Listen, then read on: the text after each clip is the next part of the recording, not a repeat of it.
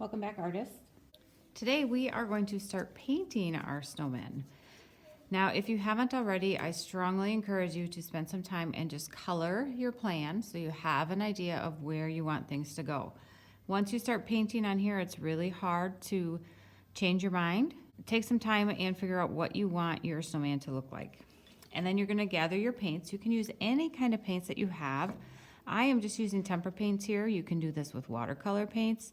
You can also do it with acrylic paints. And if you don't have any paints, you could even color it with marker.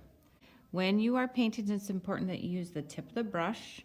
When I push down on my paintbrush, my bristles are barely bending. I don't want to make this flat because then it's going to ruin the brush and it's going to be hard to control the paint. And when you paint, you also want to think about getting the edges. So my carrot nose here sticks out. Do you see how there's a thickness here? I'm going to need to paint this edge as well as underneath the edge. So it's going to be a little bit tricky and you want to take your time and do your best work. I also encourage you to paint the things that are inside first, so then you're less likely to handle them with wet paint while you are working on other things. I'm going to save my earmuffs and my scarf for the last part. So I'm just going to dip the paint. This paint is ready to go. All I need to do is get it on my brush. And I'm going to actually start with the edge because that is the trickiest part. So I very carefully put my brush down and then I pull it along. I'm going to do my best to get all the way down. It is okay if there's a little bit of white showing, but you want to try to fill it up as much as you can.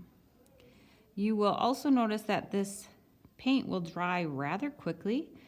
When it goes through the drying process in the kiln, the clay kind of turns into a sponge. So there's a whole bunch of tiny little pores or holes in it, and it will soak up the moisture very quickly.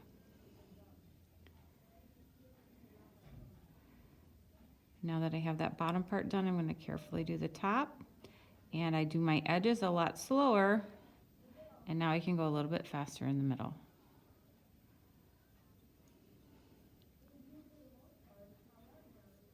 But I keep turning my piece so that I can see where I am painting. It would be really hard to paint this edge if I was looking at it like this, right? So you have to hold it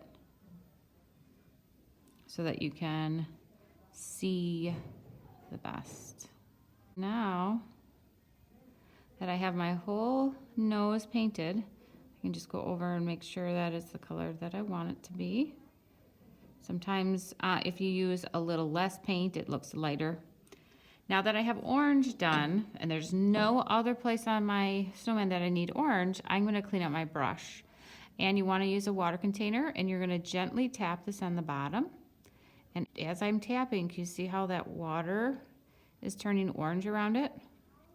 I'm not making any noise, I'm not pressing really hard, and I'm not splashing.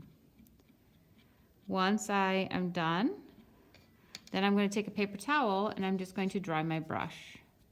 And you can see that the paper towel is wet, but there's no orange in it. So that tells me my brush is ready for the next color.